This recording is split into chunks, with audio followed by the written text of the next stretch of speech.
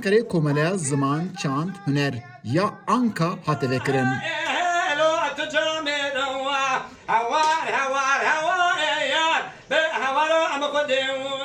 Rakamên resmî herçiqas nebin jî Enqere û Konya di serî da li tevahiya Anatoliya Naverast tê amajêkirin ku li ser 3 milyonê zêdetir Kurd dijîn. Destweda rîsê heqîqatê binexşînin netteviya Kurdistanê. Di bergeheka wiha fireh da zimanê Kurdî her ku diçe kêm tê qîsekirin û ber bi windabûnê ve rûbirû maye. Li hemberî vê windabûna zimanê Kurdî li Enqerê jî komeleya ziman çand huner hatevekirin.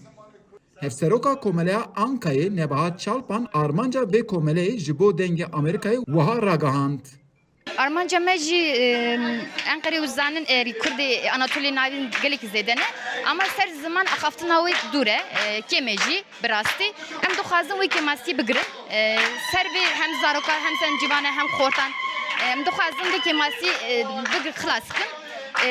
Dengekî em dikin gelê Kurdê Enqerê em dixwazin ser biraz ser zimanê xwe hebin ziman hebûna me ye ziman tune be em qet tunanin biraz zimanê xwe çanda xwe hunera xwe xwedî derkevin em dixwaziya me zercîweyê.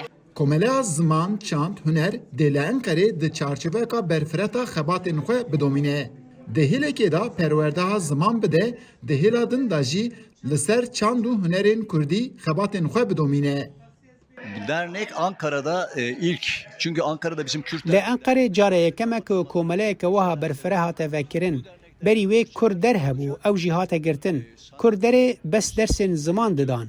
Lê li vê derê perwerdeha ziman, huner, çand, mûzîk, drama, şano û wîje jî dê hebe. Me li ser pêwîstiyekê ji xwe ev komele saz kir.